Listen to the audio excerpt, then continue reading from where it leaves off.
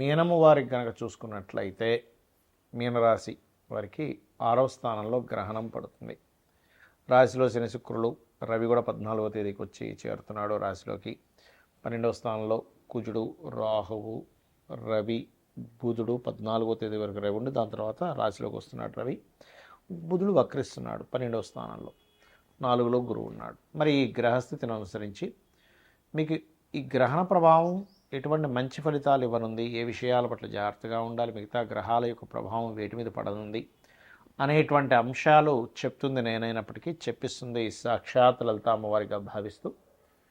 ప్రధానంగా ఇక్కడ ఈ గ్రహణం యొక్క ప్రభావం పాజిటివ్గానే ఉంటుంది. 6వ స్థానంలో గ్రహణ ప్రభావం కాబట్టి. కాకపోతే 6వ స్థానం రుణరోగ శత్రుస్థానం కాబట్టి కాస్త హెల్త్ లేదా అప్పు ఎవరికైనా ఇచ్చే విషయంలోని, అప్పులు తీసుకునే విషయంలోని, అదేవిధంగా అనవసరంగా శత్రుత్వాలు ఏర్పడతాయి ఈ మాట అనడం వల్ల. అది కూడా ముఖ్యంగా తల్లి లేదా తండ్రి యొక్క బంధువర్గంలో వారితోని కొంత జాగ్రత్తగా ఉంటే సరిపోతుంది, మిగతా ఇబ్బంది లేదు. ఎందుకంటే ఇక్కడ గ్రహణం ఒకటే కాకుండా ఎల్నాడు శని యొక్క ప్రభావం కూడా, రాశిలో శని సంచారం ఉన్నప్పుడు కొన్ని విషయాలు మనం పోస్ట్పోన్ చేస్తూ ఉంటాం. కాకపోతే లక్కీగా ఇప్పుడు మీకు ఏంటంటే శుక్రుడు ఎప్పుడైతే మీకు రాశిలో కూడా ఉంటున్నాడో, రవి కూడా ఉంటున్నాడో, ఇది పూర్వజన్మ కర్మ యాక్టివ్ అయ్యేటువంటి సమయంగా చెప్తూ ఉంటాం. అలాగే మరొక విషయం ఏంటంటే ఈ ఎప్పటి నుంచో ఒక డ్రీమ్ హౌస్ ఉంది, డ్రీమ్ వెహికల్ ఉంది, డ్రీమ్ ప్రాజెక్ట్ ఉంది. ఇవన్నీ కూడా కొంత ముందుకు కదలడానికి బాగుంటుంది. కాకపోతే 12వ స్థానంలో గ్రహణం పట్టినందుకు, 12వ స్థానంలో గతంలో సూర్యగ్రహణం పట్టి ఇప్పుడు 6వ స్థానంలో గ్రహణం పడుతున్నందుకు ఈ చంద్రగ్రహణం మంచిదే. కానీ కొంచెం ఇన్వెస్ట్మెంట్స్ చేసేటప్పుడు కొంచెం అగ్రెసివ్గా ఇన్వెస్ట్మెంట్ చేయడం, లేదా పోటీపడి ఇన్వెస్ట్మెంట్ చేయడం, పోటీపడి కొనుక్కోవడం లాంటివి జరుగుతూ ఉంటాయి. కాబట్టి అగ్రెసివ్ ఇన్వెస్ట్మెంట్స్ చేయకండి దయచేసి. కొంతమంది రియల్ ఎస్టేట్ దాంట్లో, రియల్ ఎస్టేట్ కావచ్చు, లేకపోతే మెయిన్గా రియల్ ఎస్టేట్ కంటే కూడా ఈ షేర్ మార్కెట్ రిలేటెడ్ సంబంధించిన విషయంలో అనాలోచితంగా కొంత అప్పులు చేసి మరీ ఇన్వెస్ట్మెంట్ చేస్తుంటారు. ఎందుకంటే 6వ స్థానంలో గ్రహణం పట్టేటప్పుడు అప్పులు లభిస్తుంటాయి కూడా. కాబట్టి ఈ విషయంలో జాగ్రత్తగా ఉంటూ ఎక్కువగా మీరు రాజరాజేశ్వరి అమ్మవారిని, గణపతిని ఎక్కువగా ఆరాధించండి, అన్ని విధాలా మీకు బాగుంటుంది. చాలామందికి ఏంటంటే గ్రహణ సమయంలో ఎందుకు గుళ్ళు మోస్తాము, గుళ్ళులో ఆలయంలో ఉండే భగవంతుడికి ఏదో అయిపోతుంది, తన శక్తిని కోల్పోతాడు కదా అని అనుకుంటారు. కానీ అది పూర్తిగా తప్పు. ఎక్కడ శాస్త్రంలో గ్రహణ సమయంలో గుడి మూసేయాలనేటువంటిది ఎక్కడా లేదు. ఎందుకు మూసేస్తారంటే అమ్మో ఆయన కూడా శక్తిని కోల్పోతారండి, టెంపుల్ శక్తిని కోల్పోతున్నారు, అది పూర్తిగా అబద్ధము. భగవంతుడి శక్తిని కోల్పోయేటట్టయితే ఒక చిన్న విషయం ఆలోచించండి. మనం గ్రహణ సమయంలో ఏం చేస్తాం? గ్రహణం అనేటువంటిది ఏమిటి? ఏదో భయపడడానికి, భయపెట్టడానికి కాదు, గుర్తుపెట్టుకోండి. ఇక్కడ ఏమిటంటే గ్రహణ సమయంలో మీరు సాధన గనక చేసుకోగలిగితే అది చాలా గొప్ప సమయం. కాబట్టి మీరు ఒకసారి చేసిన మంత్రం 1000 రెట్లు పెరుగుతుంది. మన శక్తిని కోల్పోయేటట్టయితే మీరు జపించేది ఏ మంత్రం జపిస్తున్నారు? విష్ణువుదో, వెంకటేశ్వర స్వామిదో, అమ్మవారిదో, లేకపోతే దశమహావిద్యల్లో ఏదో ఒక మంత్రమో జపిస్తున్నారు కదా. మరి అలాంటప్పుడు అలా గ్రహణ సమయంలో అమ్మవారి మంత్రమో లేకపోతే అయ్యవారి మంత్రమో, మీకు గణపతో ఏదైతే ఇష్టదైవం ఉంటుందో ఆ ఇష్టదైవాన్ని, లేకపోతే మీకుండేటువంటి కోరికను బట్టి, మీకుండేటువంటి సంకల్పాన్ని బట్టి, మీకున్నటువంటి సమస్యని బట్టి ఆ సమస్య తీరడం కోసం వాళ్ళు జపిస్తున్నారు. మరి మంత్రం ఎవరిది? అమ్మవారికి సంబంధించి, దేవతా సంబంధించిందేగా. మరి అలాంటప్పుడు శక్తి కోల్పోయి గుళ్ళు మూసేసే అంత స్థితి ఉంటే కనుక మరి ఆ సమయంలో దేవత ఎందుకు చేస్తున్నాం?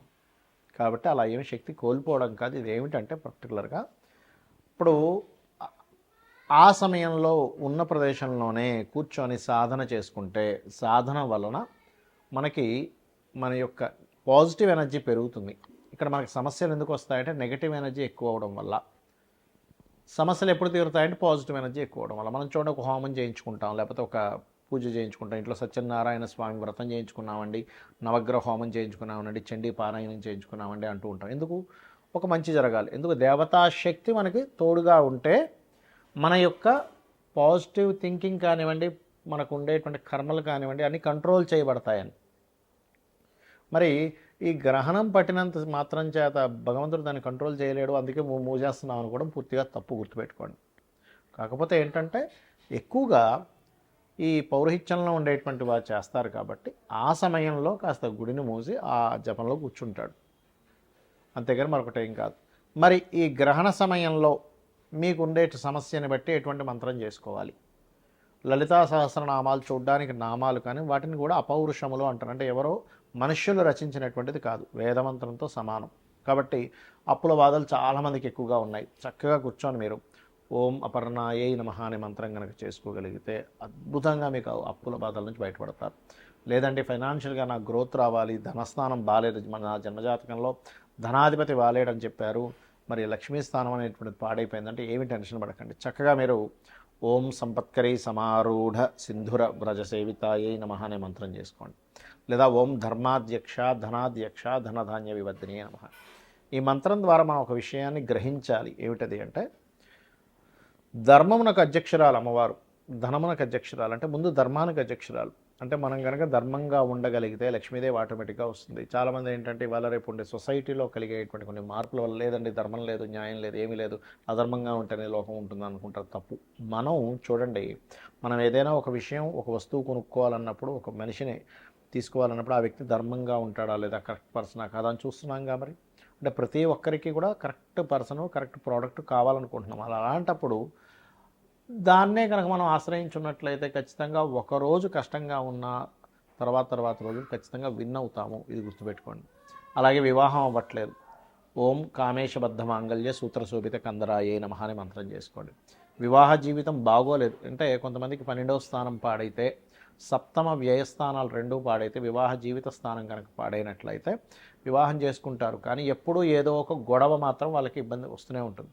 అలాంటప్పుడు మీరు అమ్మవారి యొక్క నామాల్లో ఓం శివ కామేశ్వరాంకస్త శివా స్వాధీన వల్లభాయే నమః అనే మంత్రం కనుక చేసుకోగలిగితే ఖచ్చితంగా 100% మీ వివాహ జీవితం బాగుపడుతుంది.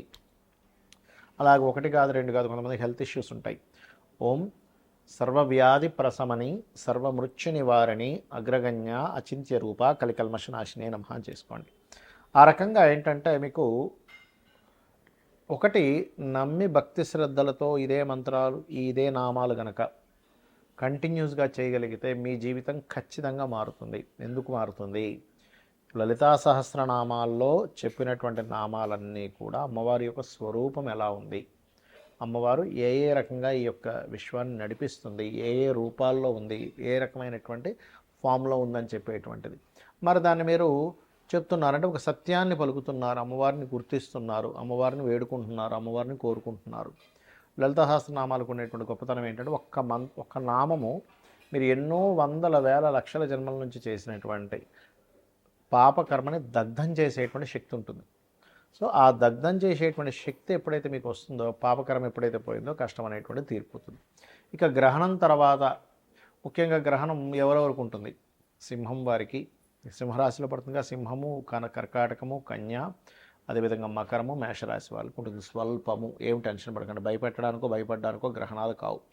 అలాగే మరొక విషయం ఏంటంటే ఈ రాశుల వారికి దానం ఏం చేసుకోవాలి? బియ్యము, ఉలవలు, మినుములు, గోధుమలు, నువ్వులు దానం ఇచ్చుకుంటూ ఒక ఇత్తడి గిన్నెలో నెయ్యి, ఆవు నెయ్యి, కొంత ఆవు నెయ్యి పెట్టి ఈ చంద్ర సూర్య ప్రతిమలు, అదేవిధంగా సర్ప సంబంధించినటువంటి చిన్న సర్ప ప్రతిమలు, వీటిని దానంగా ఇచ్చినట్లయితే దోషం అనేటువంటి తగ్గుతుంది. మరి దానం ఇచ్చుకోలేని స్థితిలో ఉన్నామంటే ఏం చేయాలి? రామాయణ మహాభారతాలు లాంటివి వినొచ్చు, లేదా లలిత సహస్రనామాలు రెగ్యులర్గా విన్నా అమ్మవారి యొక్క అనుగ్రహంతో మీకు ఆ రక్షణ అనేటువంటి లభిస్తుంది. ఎందుకంటే అందరూ దానం ఇచ్చుకునేటువంటి స్టేజ్లో ఉండరు. కాబట్టి చేయండి, ఖచ్చితంగా అమ్మవారి యొక్క అనుగ్రహం మీకు కలుగుతుంది. అమ్మవారి యొక్క అనుగ్రహంతో మీ అందరూ కూడా క్షేమంగా ఉండాలని మనస్ఫూర్తిగా కోరుకుంటూ శ్రీమాత్రే నమః.